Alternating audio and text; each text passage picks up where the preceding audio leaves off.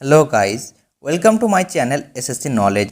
Guys, आज की date में 18 तारीख को जो है एसएससी जूनियर इंजीनियर के जो डॉक्यूमेंट वेरिफिकेशन होने वाला है, ईस्टर्न जोन का एडमिट कार्ड रिलीज हो चुका है। अभी अभी आपका एडमिट मुझे मिला है। तो आपका एग्जामिनेशन जो है 28 से, आपको पता होगा कि 28 तारीख से आपका जो है डीवी होने वाला है।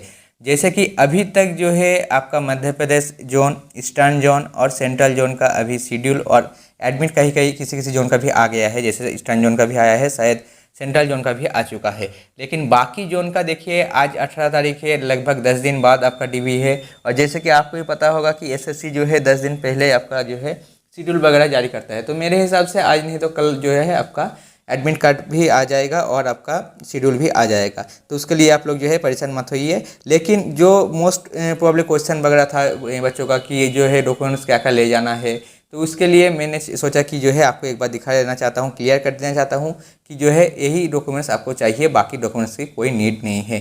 तो चलिए वीडियो को शुरू करते हैं। पहले ही मैं बताना चाहता हूँ, देखिए यहाँ पर आपका जो है डेट वगैरह मेंशन रहेगा, यही डेट में आपको जाना पड़ेगा। डेट देखिए इसका 30 सितंबर को दिया गया है, 12 बजे रिपोर्टिंग टाइम है। मतलब 12 बजे से पहले आपको वहाँ पर पहुँचना है। लेकिन इतना पहले नहीं कि जो है आप 9 बजे 8 बजे पहुँच जाएंगे, ऐसा नहीं। क्योंकि मैंने यहाँ पर देखा है 10 बजे का एक शेड्यूल है, उसके बाद 12 बजे है, उसके बाद 2 बजे है, उसके बाद 4 बजे है। मतलब जो है जिसका जो टाइम रहेगा उससे 1 घंटा पहले आप लोग जो है एग्जामिनेशन सेंटर में, मतलब एसएससी के ऑफिस में पहुंच जाना। वेन्यू देखिए यहाँ पर दिया गया है, आपका जो है स्टाफ सिलेक्शन के ऑफिस में ही होगा। Staff selection commission, eastern region, Nizam palace, first MSU building, 8th floor, AGC Bose road, Kolkata, जो है कोलकाता में होगा ईस्टर्न जोन का। तो जो लोग ईस्टर्न जोन से है अभी अभी जाइए और एडमिट कार्ड डाउनलोड कीजिए और आपका जो है डेट वगैरह सब देख लीजिए। अब बात करेंगे क्या क्या डॉक्यूमेंट्स ले जाना पड़ेगा आपको। यहाँ पर क्लियरली कह दिया गया है, you should bring with your along with the call letter, मतलब कॉल लेटर ले जाना पड़ेगा।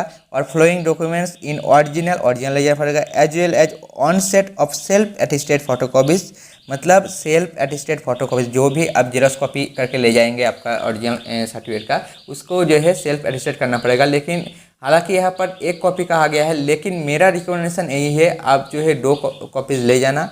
एक में आप सेल्फ रजिस्टर करके ले जाना, दूसरे में आप जो है ऐसे ही प्लेन आप ले जाना। मेरा रिकमेंडेशन यही रहेगा। उसके बाद जो है क्या क्या सर्टिफिकेट ले जाना है, अब मैं देना चाहता हूँ।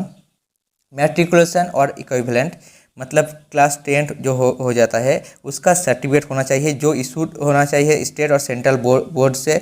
ना ही आपका जो है प्रिंसिपल और हेडमास्टर के अगर सिग्नेचर रहेगा तो नहीं चलेगा, आपका सेंट्रल और स्टेट का जो एजुकेशनल बोर्ड होता है उसी से आपका जो है साइन होना चाहिए। और मोस्ट इम्पॉर्टेंट बात, डेट ऑफ बर्थ मेंशन होना चाहिए। मतलब आपका डेट ऑफ बर्थ अगर नहीं रहेगा तो जो है कोई, मतलब उससे कोई आपका एक्सेप्ट वगैरह नहीं होगा। आपको डेट ऑफ बर्थ आपको मेंशन होना चाहिए।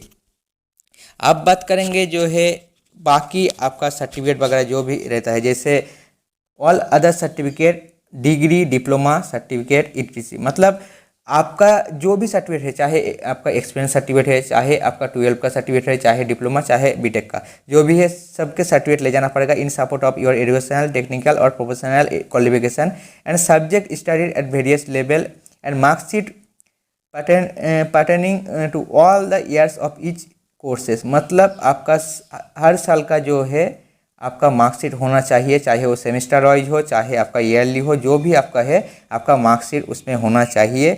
और यहाँ पर कहा गया है कि आपका मार्कशीट में जो है डेट ऑफ जो है पब्लिकेशन मेंशन हो जाना चाहिए। अगर डेट ऑफ पब्लिकेशन नहीं रहेगा तो जो है आपको एक, मतलब देखिए यहाँ पर कहा गया आपका, if the certificate marksheet does not contain the date of publication, अगर पब्लिकेशन नहीं रहेगा और रिजल्ट, ए सेपरेट सर्टिफिकेट, मतलब एक सेपरेट सर्टिफिकेट ले जाना पड़ेगा जो है कॉम्पिटेंट अथॉरिटी, मतलब जो आपका यूनिवर्सिटी है उससे आपको जो है एक मतलब डिक्लेरेशन ले जाना पड़ेगा कि आपका जो है जो भी एजुकेशन क्वालिफिकेशन का कट ऑफ डेट या क्रूशियल डेट रखा गया है उससे पहले जो है आपका मार्कशीट आ गया था। लेकिन मार्कशीट में आपका डेट मेंशन नहीं है, लेकिन ये डेट जो है इस डेट से पहले कैंडिडेट जो है क्वालिफिकेशन कर चुका है, तो मेंशन ले जाना पड़ेगा। अगर डेट है तो कोई चिंता की बात नहीं है, मार्कशीट और डिग्री दोनों में से किसी में भी एक में भी होगा तब भी चलेगा, कोई प्रॉब्लम नहीं है। उसके बाद मोस्ट जो आपका डिमांडिंग रहता है, जिसके ऊपर सबसे बच्चे जो कॉन्फ्यूज होता है, उसके बारे में बात करेंगे। Certificate documents issued by the competent authority and in the format as prescribed in the notice of examination in support of your claim of belonging to the categories SC ST OBC ex-serviceman physical handicap. मतलब जो लोग category से belongs करते हैं, चाहे SC ST OBC हो गया, तो उन लोगों का जो है आपका जो है अथॉरिटी से सिग्नेचर होना चाहिए।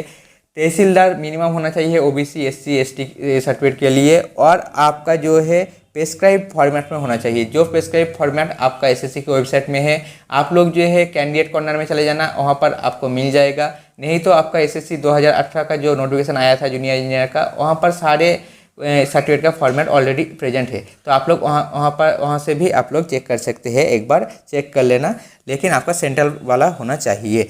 और सिग्नेचर डेट के लिए देखिए, यहाँ पर भी कोई डेट नहीं दिया गया है। मैं बार बार आप लोगों को कह रहा हूँ कि डेट का कोई चक्कर नहीं है, डेट सब चल जाएगा। लेकिन आप लोग कोशिश कीजिएगा कि अगर 3 साल 4 साल 5 साल से ज़्यादा पुराना है तो जो है आप लोग जो है एक नया भी बना लीजिएगा, ताकि आप लोग सेफ जोन में रह सके। क्योंकि वहाँ पर जाके अगर कुछ प्रॉब्लम हो जाता है, नॉर्मल नहीं होगा क्योंकि वो लोग सब एक्सेप्ट कर लेते हैं, लेकिन अगर कुछ प्रॉब्लम हो जाता है तब आपको फिर से वापस आना पड़ेगा, फिर से जाना पड़ेगा, तो जो है प्रॉब्लम हो सकता है। इसीलिए कह रहा हूँ अभी भी 10 दिन टाइम है, एक दिन वेस्ट होगा आपका पुराना सर्टिफिकेट ले जाइए, उसके साथ आपका जो है SSC का जो प्रिस्क्राइब फॉर्मेट है वो भी ले जाइए, और SDO ऑफिस या DM ऑफिस जो भी आपके नज़दीक है वहाँ पर चले जाइए और कहिए कि जो है इसको रिन्यू कर दीजिए, और आपका जो है डेट देखना आपको नया मिल जाएगा।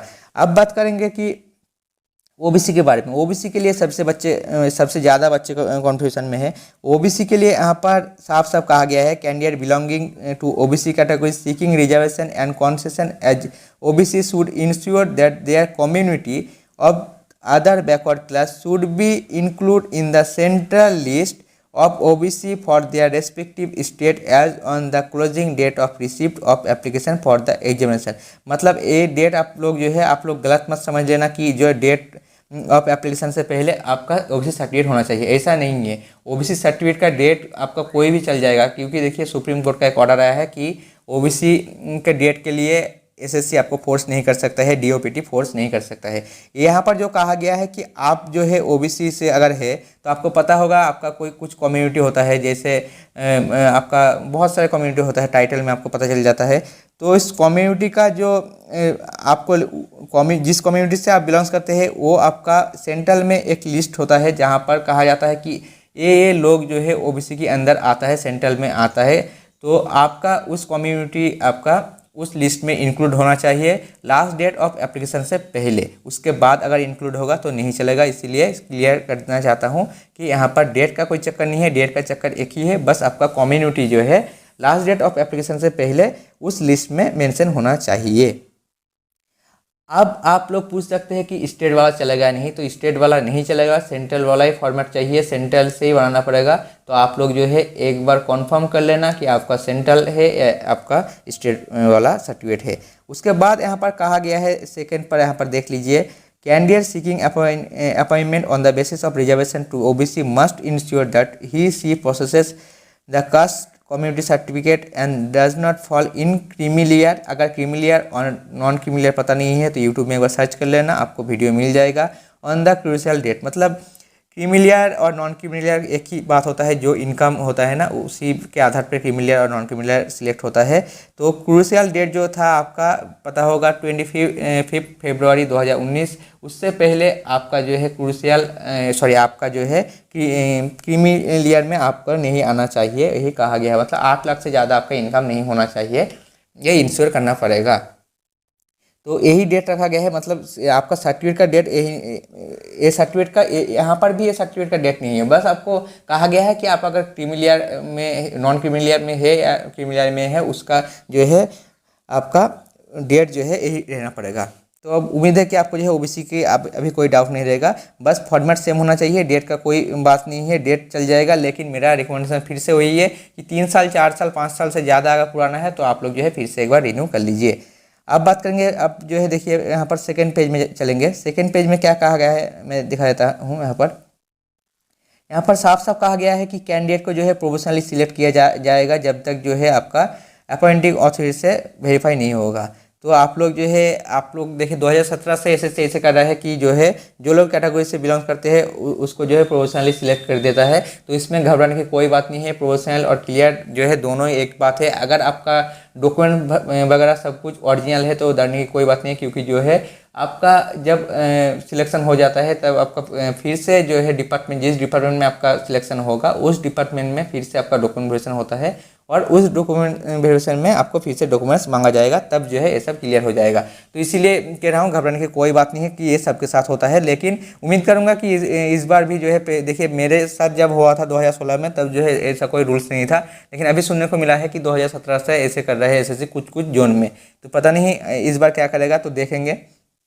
उसके बाद यहाँ पर कहा गया है photo identity card in original like voter card, driving licence, PAN card, passport, Aadhaar card, जो भी आपके पास है वो एक आइडेंटिटी कार्ड ले जाना पड़ेगा ओरिजिनल, और आप प्रिंट आउट करके भी ले जाना।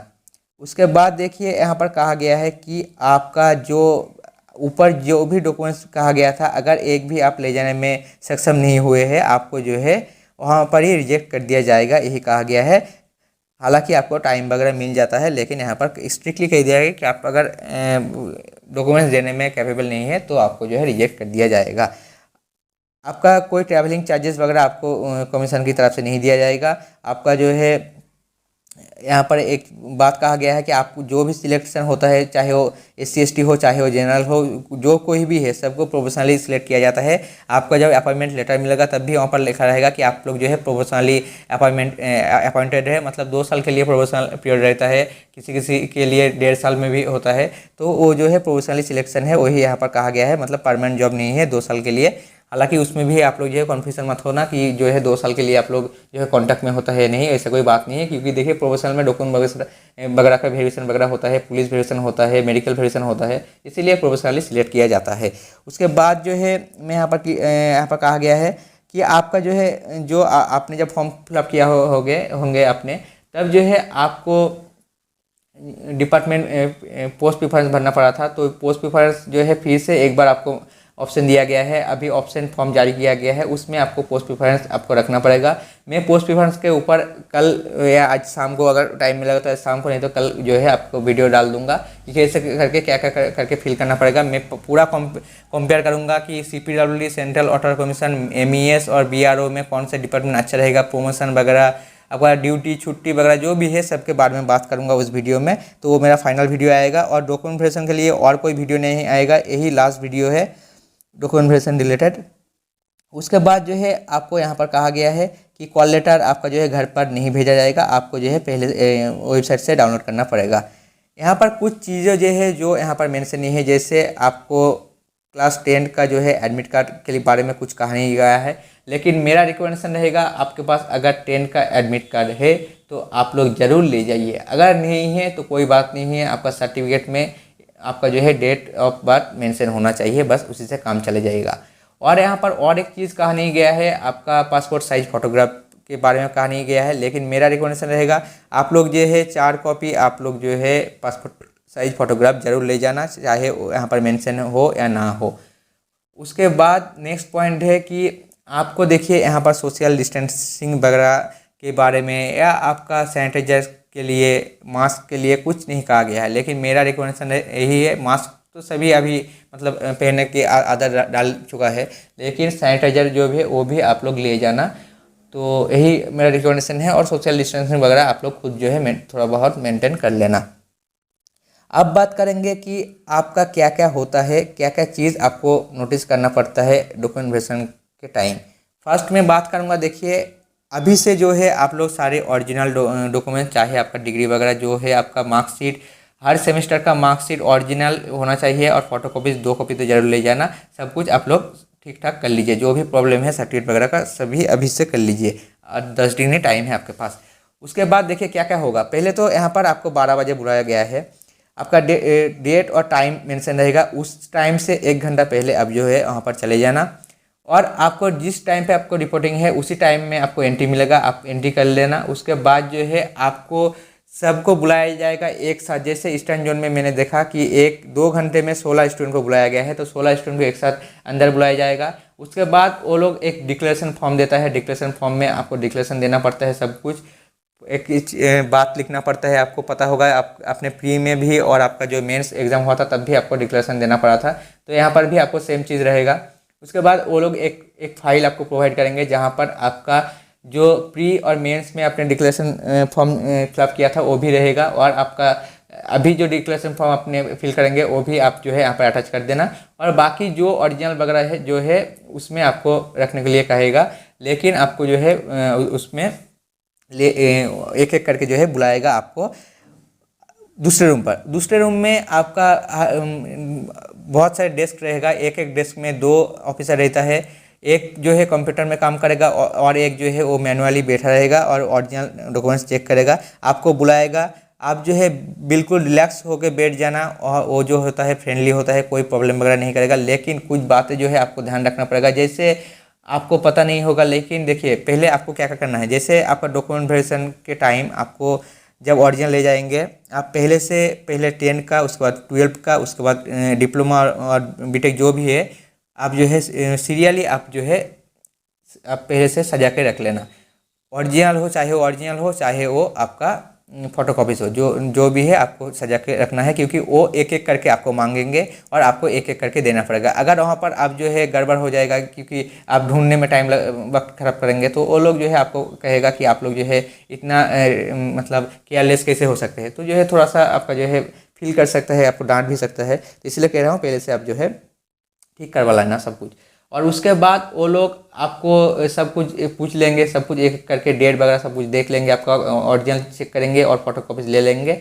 और वहाँ पर जो कंप्यूटर में जो ऑफिसर रहेगा वो आपका हर चीज़ आपका जो है एंट्री करेंगे। तो आपको स्क्रीन में भी कभी कभी देखना है कि सब चीज़ जो है एंट्री वगैरह ठीक ठाक हो रहा है या नहीं। उसके बाद एक प्रिंट आउट निकल के आएगा जिसमें सारा डाटा आपका रहेगा। आप जो है नेम वगैरह, डेट ऑफ बर्थ, आपका एजुकेशन क्वालिफिकेशन सर्टिफिकेट का डेट ऑफ इशू वगैरह जो भी वहाँ पर मेंशन रहेगा उस प्रिंट आउट में सब कुछ जो है चेक करवा लेना, क्योंकि वो जो है वही फाइनल है, उसके बाद कोई करेक्शन वगैरह नहीं होता है।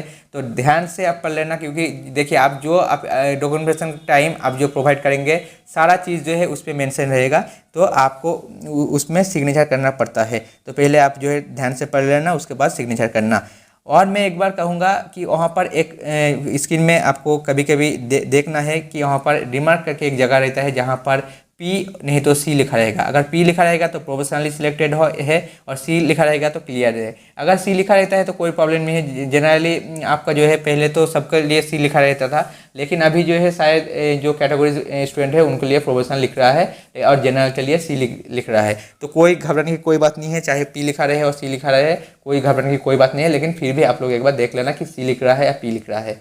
बस यही चीज़ जो है आपको फॉलो करना है, उसके बाद और कुछ काम नहीं रहेगा। उसके बाद आपको जो है वापस आ जाना पड़ेगा, एक एक करके आपको जो है बाहर निकलना पड़ेगा। तो बस मुझे लगा कि आपको सब चीज़ जो है बताना चाहिए, इसलिए मैंने ये वीडियो बनाया। अगर वीडियो में कोई डाउट वगैरह होता है तो आप जो है टेलीग्राम चैनल ज्वाइन कर लीजिएगा, और आपका जो है कमेंट बॉक्स में भी कमेंट कर सकते हैं। अगर आपने अभी तक कट ऑफ वाला वीडियो और आपका जो है BRO मेडिकल वगैरह के वीडियो अगर नहीं देखा है तो उसका लिंक मैं दे दूँगा, आप लोग जो है वहाँ पर जाके देख लीजिएगा। तो चलिए, वीडियो अगर अच्छा लगे तो वीडियो को लाइक एंड शेयर जरूर करना, और मेरे चैनल को सब्सक्राइब कीजिए ताकि मैं SSC जूनियर इंजीनियर रिलेटेड और वीडियो बना सकूँ। आपका देखिए मैं डॉक्यूमेंट वेरिफिकेशन से लेके मेडिकल ज्वाइनिंग जो भी प्रॉब्लम आएगा मैं आप सबको जितना हो सके मेरे तरफ से हेल्प करूँगा। तो मेरे चैनल को सब्सक्राइब जरूर कीजिए। तब तक के लिए